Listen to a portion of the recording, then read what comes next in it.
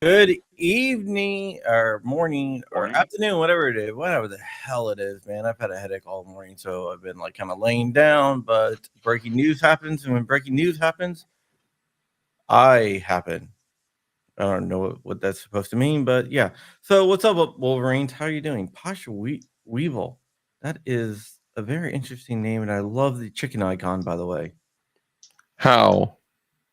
Silverback, tactical and defensive out there in state. A bunch of people, MC, Live Life, the Sentinel, Warfall Patriot, Damien. I'll let you know, I now identify as Cherokee.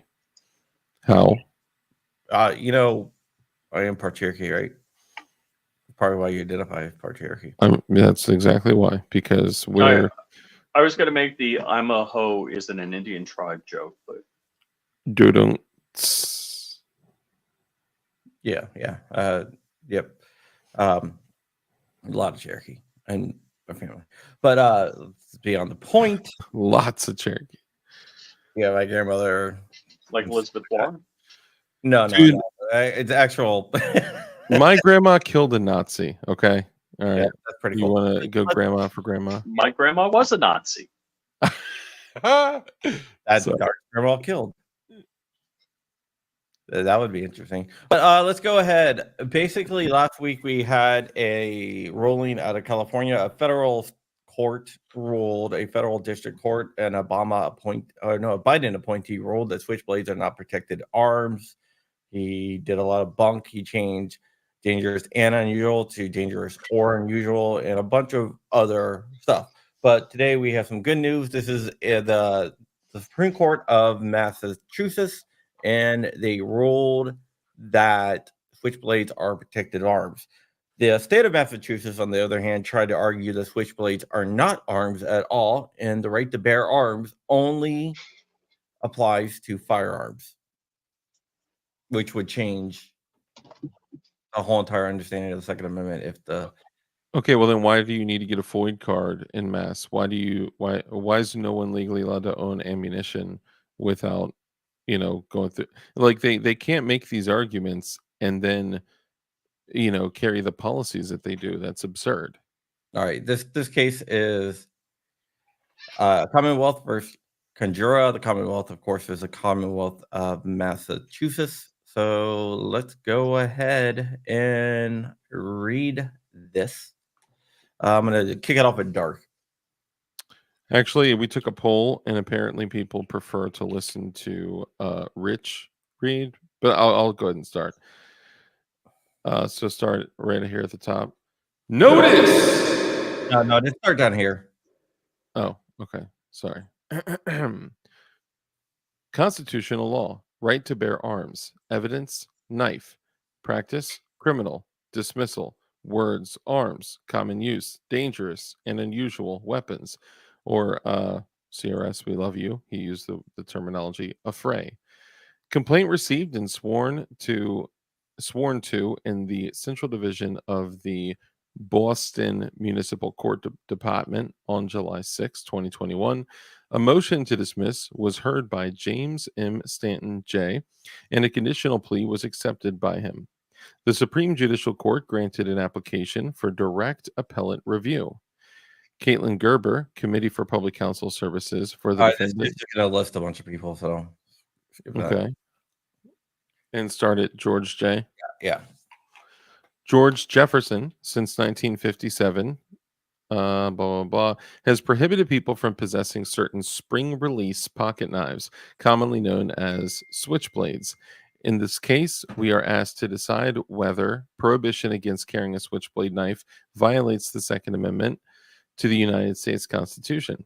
Considering the United States Supreme Court's decision, New York State and Rifle, basically Bruin, we conclude it does. Accordingly, we reverse the denial of the defendant's motion to dismiss. Background: we summarize the agreed upon facts relevant to this appeal. On July 3rd, 2020, Boston police officers respond to an altercation between a couple at Temple Place in Boston. They found the defendant, David E. Kanhura, standing in front of his girlfriend, seemingly preventing her from leaving. The officers spoke with them individually. The girlfriend reported the defendant had taken her phone and would not return it. Two witnesses also reported seeing the defendant grab his girlfriend and push her against a wall. So this guy's probably not a good person. Yeah, most likely dirtbag. All right, Rich, take over from there. The officers arrested the defendant and searched him incident to the arrest. During the search, the officers recovered from his waist an orange firearm-shaped knife with a spring assist blade. The defendant subsequently was charged with carrying a dangerous weapon. For the recovered knife and assault and battery on a family or household member. Okay, Defendant- stop right there. You might say spring assisted. That's not a switchblade, but under Massachusetts law, it's considered a switchblade. Okay, that's exactly what I was going to ask, because there is a difference between spring assisted and spring operated. So in Massachusetts law, is even spring assisted. Yeah, it doesn't knives. make it doesn't differentiate between a spring assisted and spring operated. Wow, interesting. All right, keep on going, The- Rich. I wanted The to make defendant it clear conce- for people. The defendant conceded the knife met the definition of switch knife, or any knife having an automatic spring release device by which the blade is released from the handle. Nevertheless, he challenged the constitutionality in pretrial motion to dismiss. The defendant argued that because a switchblade is an arm, prohibitions on carrying a switchblade violated his Second Amendment right to bear arms for self-defense. After a hearing, the judge denied the defendant's motion to dismiss. The defendant then tendered an admission to sufficient facts for a finding of guilt on the charge, while reserving the right to appeal from the denial of his motion to dismiss. And blah, the judge accepted the defendant's tender and entered a continuance without finding for 6 months, placing the defendant on administrative probation. The assault and battery on a family or household member charge was dismissed at the Commonwealth's request. The defendant appealed and was allowed for his application for direct appellate review. All right, let me just stop you here. So basically, he said, I will plead guilty to this, but you have to let me appeal the pretrial motion that to dismiss that you said that you denied, and the judge agreed to it. The Commonwealth decided this guy's not going to win on appeal, so we're going to drop all the charges and just hit him with discharge because he's already appealed. He already said he's guilty of this, so we're going to drop everything else because we got him on one guilty charge, so we don't have to worry about the rest because that's how sure they were going to win. Wow.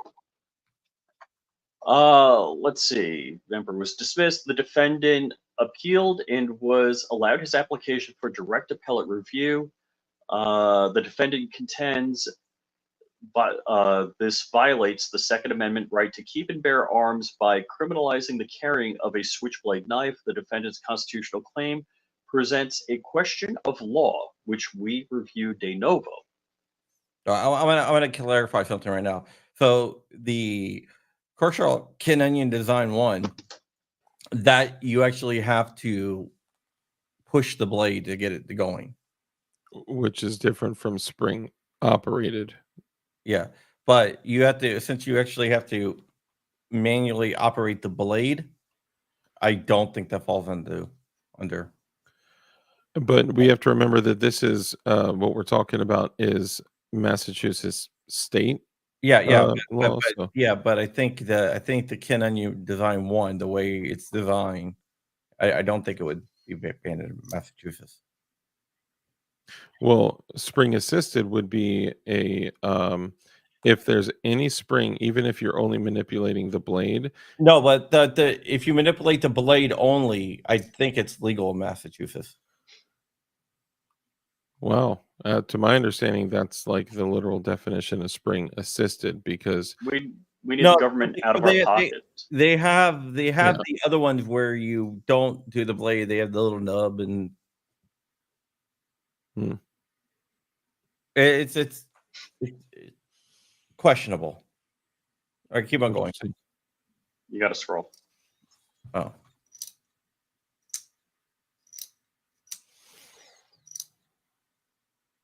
all right. Whoever That just goes over the law. the Second Amendment provides a well-regulated militia. Sounds familiar. Being necessary to the security of a free state, the right of the people to keep and bear arms shall not be infringed. The Supreme Court has concluded the prefatory clause, a well-regulated militia being necessary to the security of a free state, does not mean the right of the people to keep and bear arms depends on service in the militia. See Bruin, Haller, blah. Rather, the central component of the Second Amendment is inherent right of self-defense, which is a guarantee to all Americans the right to bear commonly used arms in public, subject to certain reasonable, well-defined restrictions. See the asterisk in the Second Amendment. John, are you writing a book? No. While Heller and Bruin involved handguns, Second Amendment protections subsume more than just firearms. See Catayano versus Massachusetts. Stun guns constitute arms under the Second Amendment. Indeed, the Second Amendment extends prima facie to all instruments that constitute bearable arms, even those that were not in existence at the time of the founding. Heller. Bruin requires that we employ a two-part test to determine whether a regulation or restriction passes constitutional muster under the Second Amendment. First, we must determine whether the Second Amendment's plain text covers the individual's conduct. If the regulated conduct falls outside the scope of the Second Amendment, our analysis ends. If, on the other hand, we conclude the All right, we regulated can just conduct, this basically, I talk about this a Bro. lot. It has to be consistent with the text, tradition, and history. If it's consistent with the text of the Second Amendment, that's the first step of the Bruin test, and it moves over to tradition and history, where the state has to provide analogs to show that their law is consistent with the history of firearms regulations in the country. So that's what. So we can skip that. Just go down to application. Dark, you can start reading here. Application A, Step 1. The defendant argues a switchblade at root is a type of folding pocket knife, and law-abiding citizens didn't sound like he was engaging in law-abiding behavior at the time, but law-abiding citizens. But you know what? They dismissed the charges, so therefore he's law-abiding. Hey, I'm all about it. And law-abiding citizens have possessed folding pocket knives for lawful purposes since our nation's founding, including for self-defense. Therefore, notwithstanding its spring-loaded opening mechanism, a switchblade is an arm under the Second Amendment. The Commonwealth contends knives categorically are not protected by the Second Amendment, because the definition of arms is limited to firearms. The Commonwealth is incorrect. As discussed above, the Second Amendment extends to all bearable arms and is not limited to firearms. See Heller. That has been the understanding of the Second Amendment since the beginning. Massachusetts tried to shoehorn a new definition of the Second Amendment in there because they knew they're going to lose. Yeah. In evaluating whether switchblades are arms entitled to Second Amendment protection, we are guided by the Supreme Court decision in Heller. There, the Supreme Court analyzed the plain meaning of the term arms, observing its 18th century meaning is no different from the meaning today. Yeah, basically what they did is they looked at the definition of arms from 1791, the ratification date of the Second Amendment, and said that knives are included in arms in 1791, so therefore they must be included in arms today. The Heller Court provided two 18th century definitions of the term weapons of offense or armor of defense, as defined in the 1773 edition of Samuel Johnson's dictionary, and anything that a man wears for his defense or takes into his hands or useth in wrath to cast at or strike another, as defined in Timothy Cunningham's 1771 legal dictionary. The parties do not dispute switchblades fit these dictionary definitions of arms. Like handguns, a person can carry a switchblade for offensive or defensive purposes in case of confrontation. Yeah, and that was the definition in 1791 when the Second Amendment was ratified. So the definition didn't change between 1773 and 1791. So if the founding fathers wanted to disavow knives and only concentrate on firearms, they would have used the term firearm instead of arms. Yep, facts. To assess whether the drafters would have intended the term arms to include switchblade knives for Second Amendment purposes, however, we must employ Heller's methodology centered on constitutional text and history. See Heller. A review of the history of the American colonies reveals that knives were ubiquitous among colonists who used them to defend their lives, obtain or produce food, and fashion articles from raw materials. See State versus Delgado, blah, blah, blah. Does that say Newman or? Yeah, just go from here, the colonial and Okay. Revolutionary War era. In the colonial and Revolutionary War era, colonists typically owned or were equipped with hatchets, swords, and knives to use in their defense. Although swords and daggers were the most common bladed weapons, 17th and 18th century Americans also carried smaller knives with 3 to 4 inch. Guys, 3 to 4 inches is not average, despite what you hear. 3 to 4 inch blades that were used for self defense, hunting, and trapping. How would you trap with a knife? Well, whatever. I guess you trap and kill it. Yeah, you could kill after trapping it, I guess. Well, you can also use it to actually shape wood. Yeah, you could make the trap with, yeah, okay. Of the many varieties of knives, the folding pocket knife played an important role both as a tool and a weapon. Indeed, as America developed and its frontiers moved inland, the folding knife increased in popularity enough that it became an almost universal accessory. By the way, how many of you guys out there carry folding knives with you every day? Put a 1 in chat. Mm-hmm. 1 in chat. Okay, so let me see. Almost universal accessory. By the early 1700s, when eastern seaboard had become a highly settled area with large towns and cities and relatively good roads, men normally carried a folding bucket. A rich takeover. Contemporaneous sources refer to the 18th century folding pocket knives as pocket knives, folding knives, spring knives, clasp knives, jackknives. See Newman at 231. Most were single-bladed with or without a holding spring and had simple metal handles. The term jackknife appears frequently in American colonist documents. American Knives, the first history and collector's guide. Early jackknives were large single-bladed knives ranging from 4 to 6 and 1/2 inches in length when closed. A particular type of jackknife, known as the Barlow knife, is mentioned in American records at least as early as 1779 and seems to have been in general usage at the time. In short, folding pocket knives only fit within contemporaneous dictionary definitions of arms, which would encompass a broader category of knives that today includes switchblades. But they also were commonly possessed by law abiding citizens for lawful purposes around the time of the founding. Setting aside any question whether switchblades are in common use today for lawful purposes, we conclude switchblades are arms for the Second Amendment purposes. Therefore, the carrying of switchblades is presumptively protected by plain text of the Second Amendment.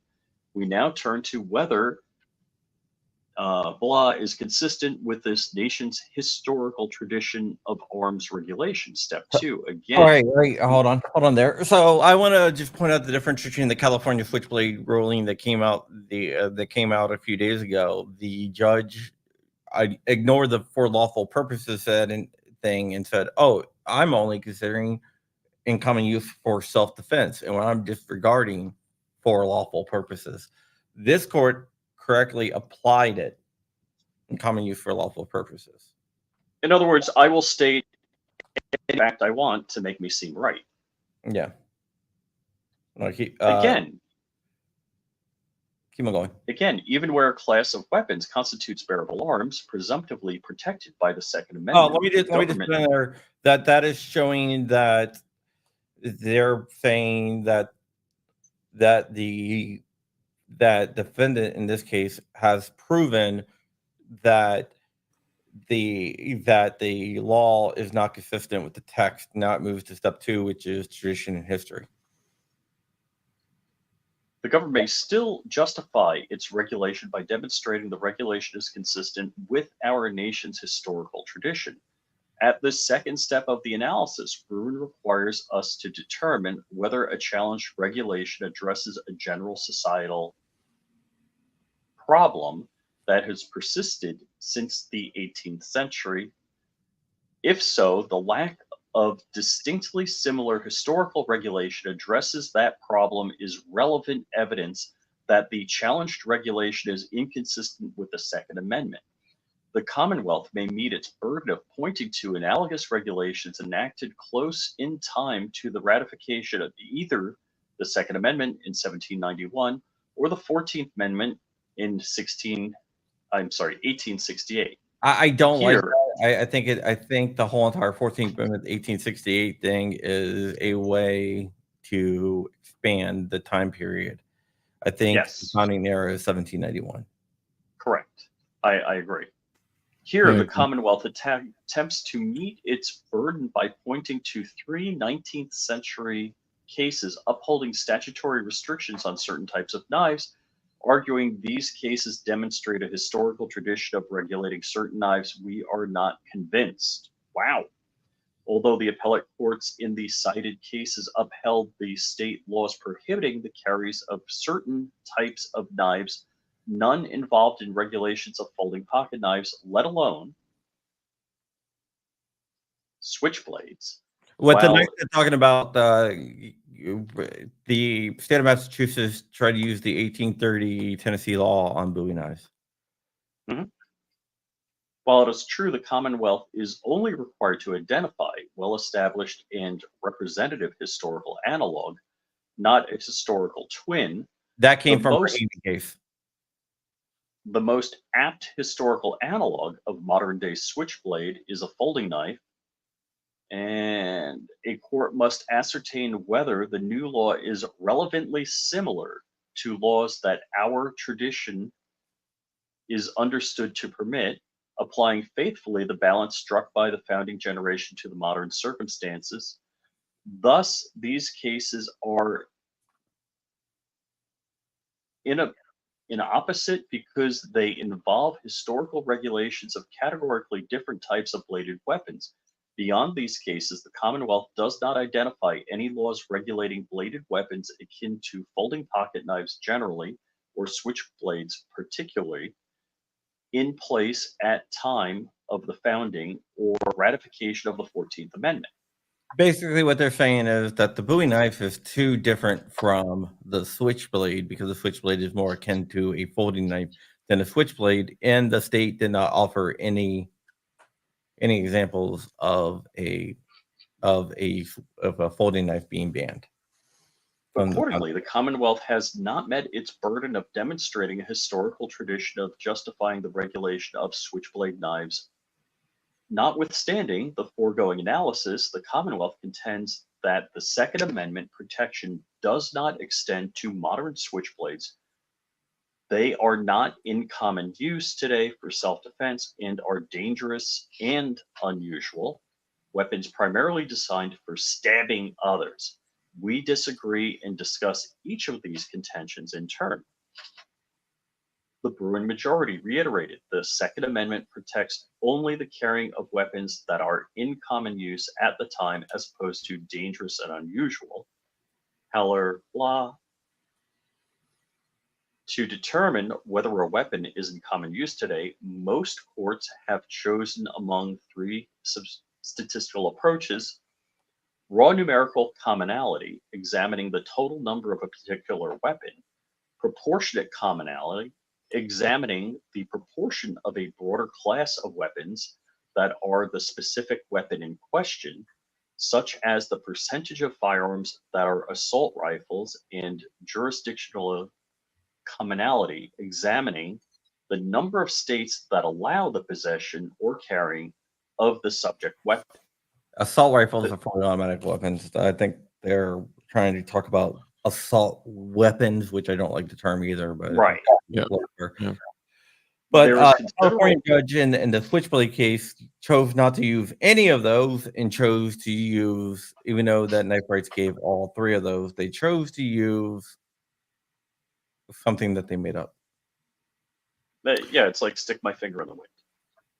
There is I mean, considerable variety across the circuit as to the relevant statistic is and what threshold is sufficient for showing common use.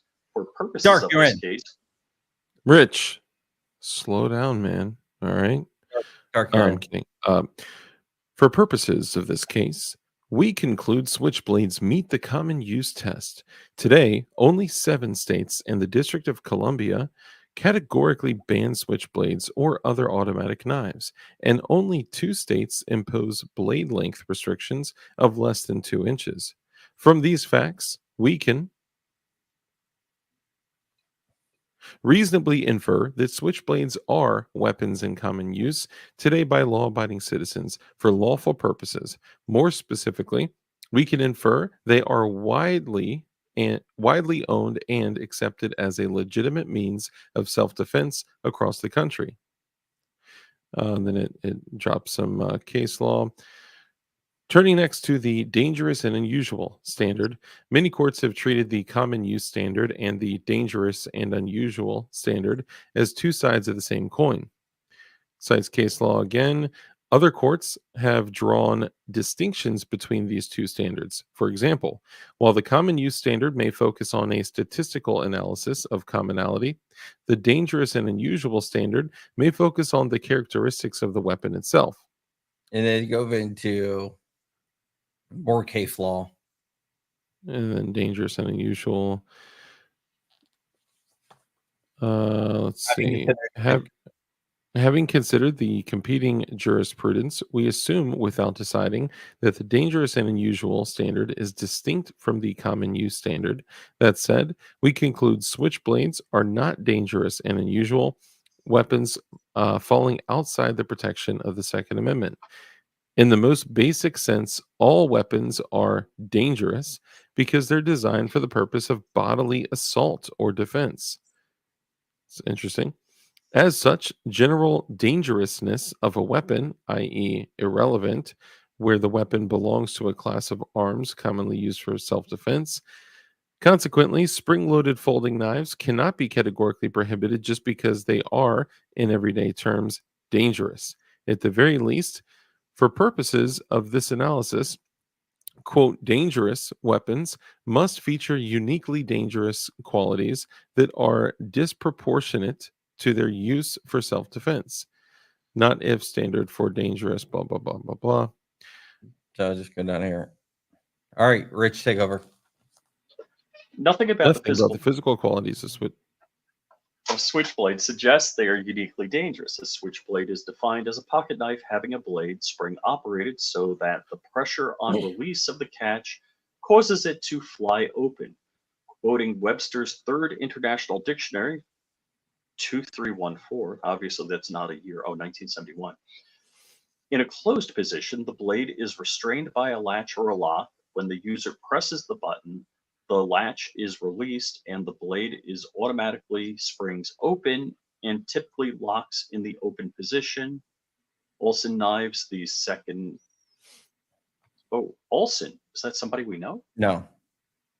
No relation. No I'm not sure relation. where I am. Spring loaded, operated. The Commonwealth has not presented. Oh. The All right, Dark, Commonwealth take has. over. No, that's okay. Rich can get his chance. Or you know what? Rock, paper, scissors. No, best 2 out of 3. Just one. You gotta do rock, paper, scissors, shoot. Okay. Rock, paper, scissors, shoot. You can't. You were waiting. It's I'm going to do delayed, it. I'm digital going to do it. The Commonwealth has not presented any evidence to show why spring-operated mechanisms that allow the user to open switchblades with one hand make switchblades uniquely dangerous when compared to the broader category of manual folding pocket knives. Certain, like handgun switchblades, are particularly suitable for self-defense because they are readily accessible. It cannot easily be redirected or wrestled away.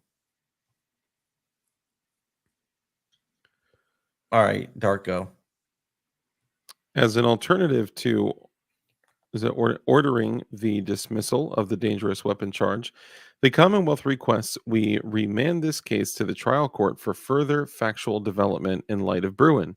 The Commonwealth argues this case could benefit from a more robust evidentiary record, or whether and to what extent state and local governments regulated knives during the founding and Reconstruction eras. We disagree.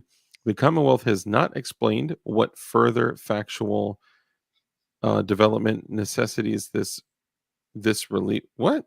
Oh, necessitates. Sorry, this relief. It is unclear what, if any, historical regulations can be unearthed should the Commonwealth be allowed additional time to develop the record.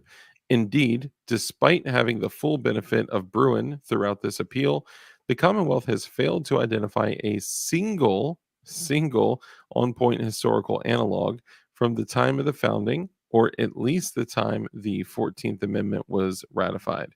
We therefore decline to remand. Okay, We basically what the reverse the Commonwealth order. is saying that, we need more time. So go ahead and refer it back to it so we can have more time. That's ridiculous. In other words, give us a mulligan. Yeah, basically. We reverse the order denying the defendant's motion to dismiss, the defendant's admission to sufficient facts on the charges vacated, and judgment shall enter for the defendant on that offense. So ordered. Okay, basically this is the Massachusetts Supreme Court, which is the highest court in Massachusetts. So this case is over. Beautiful. There's nowhere to appeal to. Okay, but the California ruling on Switchblades was what court? That was a Ninth federal Circuit. district court. All right, so this is state versus federal, so it's not a circuit split or anything like that. No. This is a state court.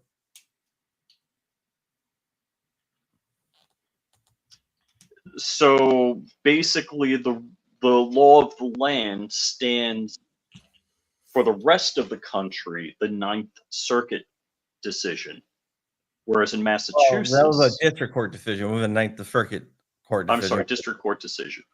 Where in Massachusetts, it's a district court. That's it's no that right now the California law stands. right, except Not in Afghanistan. Yeah, no, that only applies to the California law. Doesn't Right. apply anywhere Okay. else. Well, okay then. It's an interesting thing because back, in the founding era, the thing that was so interesting and unique about things like folding knives and switchblades and things like that, gravity knives, that there's a bunch of knives that were being, we'll call it invented and even, things that were just being tried by individual inventors and companies. If you were to carry a 6-inch knife on you, that thing was usually a foot long or so. The cool thing or the interesting thing or convenient thing, because look at all the pocket pistols, pocket pistols that were coming out around those times. They wanted to make things as bearable as possible. So if you had a fixed blade with a 6-inch blade, that thing was close to a foot long. If you have a folding knife with a 4-inch blade, you can usually fit that in a 5-inch package with a switchblade style or what. And I've handled very, very, very old switchblades, but it was a convenience factor for bearing them on your person. And that was always, especially around that time. Look at the crazy things they were making, like the pepper box revolvers, the all sorts of things were being made specifically for the purpose of being more convenient to bear on your person.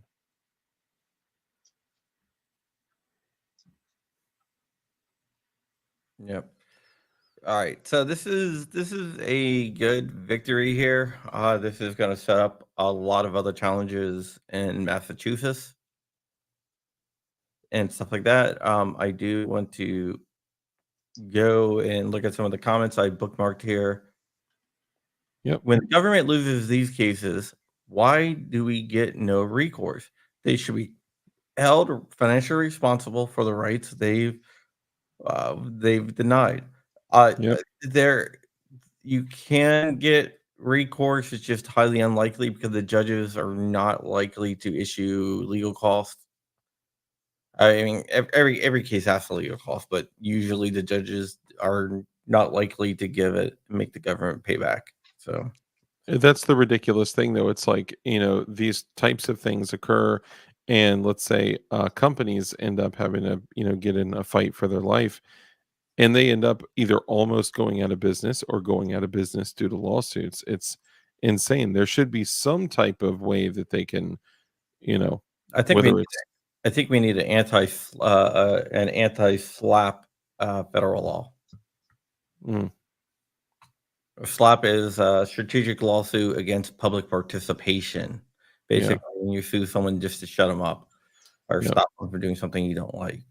that's So where the term "I'm going to slap a lawsuit on you" comes from. yeah. Okay. We got another comment here. And a Duckkin says he has a couple here. What about butterfly knives? I live in Worcester, Massachusetts. I think this case sets up a challenge for that. Switchblade Uh, Switchblades are all knives. Well, this particular case dealt with knives that fold. yeah, I California case mentioned 1.2 So switchblades there's double manufactured. folds. Yeah, case mentions that 1.2 switchblades are manufactured in the U.S., which makes them easily common used items. I agree 100%. The judge tried to shoehorn by adding for self-defense in there. And that's how the judge justified and was able to dismiss the common use thing in California. Only applies to them, correct? So maybe, but this sets up legal challenges. Q Switchblade on the next list being described as MVEs. Yes, yep. I think you're right. Um, his username is Anecdoten. That's witty and creative. You can 'Cause sue for civil rights violations. You can, but it's going to be a long shot to win, though.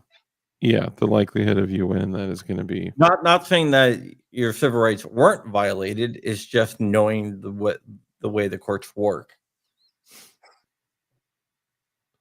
So unfortunately, the chances of you winning that is fairly low. I don't think it would be worth it. just remember if you talk about the Second Amendment, you are going to be considered a militia violent extremist. Exactly. Not exclusive to that, but maybe that included with some other things. Maybe. Yeah. It's just, That document is insane. Sorry. yep. I literally have like 20 switchblades in front of me, which is just funny. All There right. is no reason that these should be outlawed by anyone in any state. There's no real benefit, or yeah, sorry, Well, I different think topic. we're gonna go ahead and get out of here. And just move on and wait for the next story to break, which I'm sure it will. And yeah, I'm gonna go back to sleep. Have a good nap. Thanks everyone for tuning in. Appreciate you. Thanks, John, for sharing the news, and thank you for not Where was somebody get waiting. extremely cool knives? Definition knives on the 15th of September. Also, Hey, thanks, John. we are still raising money for the Cub Scouts. There is a link down below in the description, and I will put it in the chat. If you want to throw a buck or two to the Scouts, it would really help. Scouting has gotten really expensive, but it is still really good for the kids. So if you want Yeah. to help, maybe help some kids that are less fortunate be able to attend, you can go ahead and and that's the document right there. But you can go ahead and go to givesendgo.com/997. So I'll link that one more time since Rich wrote my thing. And I would encourage you guys to do that because you could seriously have a tremendous impact on kids' lives that are less fortunate, that may not be able to afford going into scouts. You could keep kids off the streets and getting into some trouble, and it's a really good thing. So just blessing others is always an important thing to do. Yeah, And I donate money myself. In fact, all revenue coming from any type of advertisements I take or any type of YouTube revenue, it's all for the rest of the year. It's all going to the Scouts. nice. Well, I also want to take a moment to highlight, like you mentioned, definition knives. I do just want to say that the knife that we made here for really paying homage to Crump, this is called the Journalist, and this will be available on 9/15. And maybe what we can do is work something out to where like a percentage of the profit from these goes to the scouts or something like that. I think that would be something really cool. Definitionknives.com. Although it exists, it's not public yet, but you can go to Instagram and follow Definition Knives, all one word, no spaces, and that's where you'll find us. And shout out to Crump for being an incredible journalist, which is what inspired this knife right here. Thank you. Thank you. All right, guys, that's it. I will see you guys later and have a good evening and stay ever free, stay ever vigilant, keep in the fight. I have another leak that's going to be coming out in about a week, so just letting you guys know.